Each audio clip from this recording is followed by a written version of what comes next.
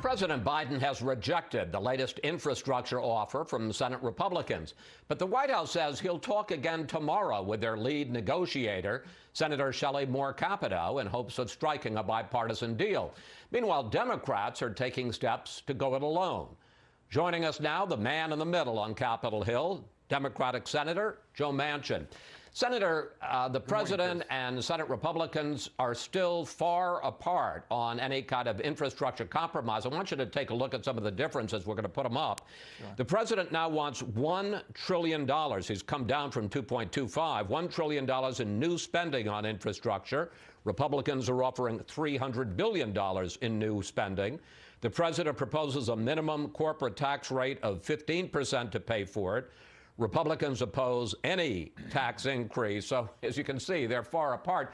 You're part of another bipartisan Senate group working on a possible compromise. If this negotiation falls apart, and it sure looks like it's going to, what's your plan? Well, Chris, first of all, I commend the President and Senator Capito, my colleague from West Virginia, for continuing to work hard. They're working hard trying to find a compromise. They've come a long way, and they're moving in the right direction.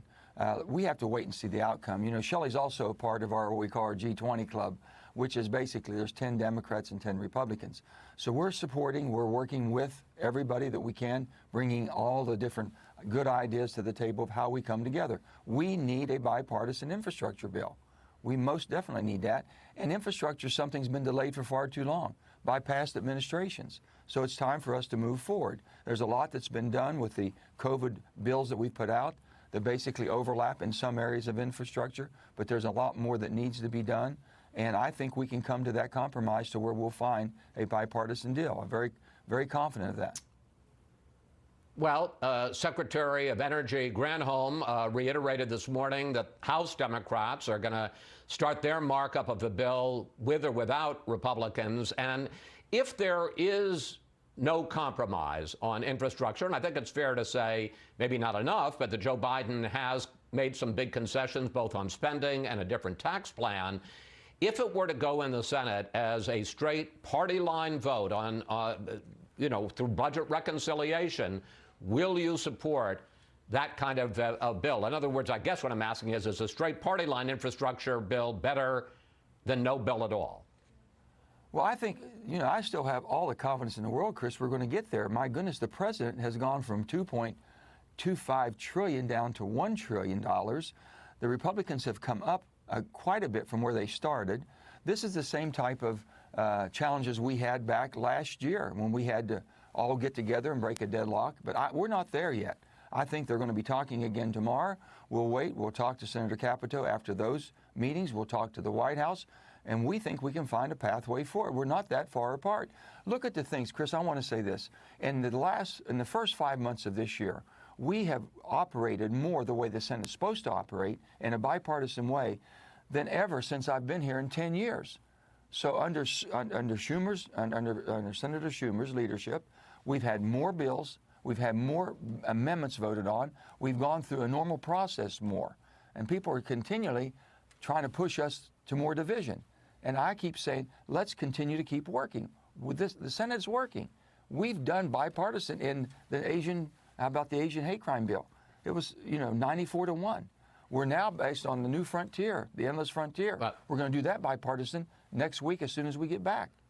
So we're moving in the right direction. But let me ask you about another issue, voting rights. You're the only Democrat in the Senate who is not supporting S1, the so-called For the People Act, which would be a major voting reform bill. You say it's too broad and too partisan, and instead you support basically a renewal of the 1965 Voting Rights Act, which says that the feds get pre-clearance on any voting right changes in individual states, but you'd like it to apply to all 50 states, not just the states in the South that had a history of segregation.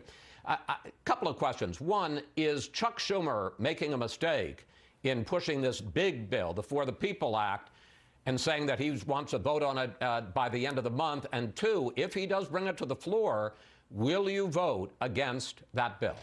Well, I've been pretty clear on that. I did an op-ed back home in West Virginia. It came out today. and laid out my my concerns and my preference of what I think would happen. Voting is the bedrock of our democracy. An open, fair, secured voting. We used to go around the world and explain and show and observe voting procedures in a democracy. And now if we can't practice what we preach, and we're going to basically do an overhaul, an 800-page overhaul of the voting rights, or what we call For the People Act. I think there's a lot of great things. I agree in that piece of legislation, but there's an awful lot of things that basically don't pertain directly to voting. So the Voting Rights Act. So let me just. Sure. So just to put a button on this, you will vote against that bill if it gets to the Senate floor. I think it's a wrong piece of legislation to bring our country together and unite our country, and I'm not supporting that because I think it would divide us further. I don't want to be in a country that's divided any further than I'm in right now. I love my country, and I think my Democrat and Republican colleagues feel the same. If we continue to divide it and separate us more, it's not going to be united, and it's not going to be the country that we love and know, and it's going to be hard because it'll be back and forth no matter who's in power. And that's why I've been protecting the process. Well, let me just ask, that brings us to a comment by President Biden this week about you and Arizona Senator Kyrsten Sinema. Take a look. I hear all the folks on TV saying, why doesn't Biden get this done? Well, because Biden only has a majority of effectively 4 votes in the House and a tie in the Senate, with 2 members of the Senate who vote more with my Republican friends. Now, we looked it up, and in fact, on bills that have gotten to the Senate floor, you have voted with President Biden 100% of the time, but you have opposed them on bills that haven't gotten to the Senate yet. For instance, this For the People Act, which the Democrats intend to put on the floor. You say you're going to vote against that. You're against the $15 minimum wage. I don't really want to get in the details of those, but is it fair when Joe Biden says he doesn't have solid support from Democrats like you? I think that's taken out of content, and I really, on that, I support President Biden and what he's doing and what he's trying to do. No one understands the Senate, the makeup of the Senate, and the challenges that we have as a Senate more than President Joe Biden, who was here over 30-some years. With that, he understands there's got to find a pathway forward. And Joe Biden always could do that. And I know he understands where we are on this, and we're trying to find a pathway. Of course, he has his position. He lays out his proposals. We look at those and we make adjustments accordingly. And that's what we're trying to do. And I think deep down in his heart, he knows we need to bring this country together. So I've said this. I believe Joe Biden is the right person, the right place, at the right time for our country. Now we have to unite together. And that means a little bit of difficulties and challenges, but we'll get through it. We're the most deliberate body in the world. And that was by design. I want to ask you 2 questions Sure. quickly, if I can, Senator Sure. Manchin, about that. First of all, you have made it clear, and I'm not going to ask you again, you said that you oppose scrapping the filibuster. The question I have is whether or not, and you say you hope that that'll bring the parties together. The question I have is whether or not you're doing it exactly the wrong way. And hear me out on this. If you were to keep the idea that maybe you would vote to kill the filibuster, wouldn't that give Republicans an incentive to actually negotiate? Because old Joe Manchin's out there, and who knows what he's going to do. By taking it off the table, haven't you empowered Republicans to be obstructionists? I don't think so, because we have 7 brave Republicans that continue to vote for what they know is right and the facts as they see them, not worrying about the political consequences. I believe there's a lot more of my Republican colleagues and friends that feel the same way. I'm just hoping they are able to rise to the occasion to defend our country and support our country and make sure that we have a democracy for this republic of all the people. I'm just very hopeful that I see good signs. We're doing, Chris, more things than ever before. Give us some time.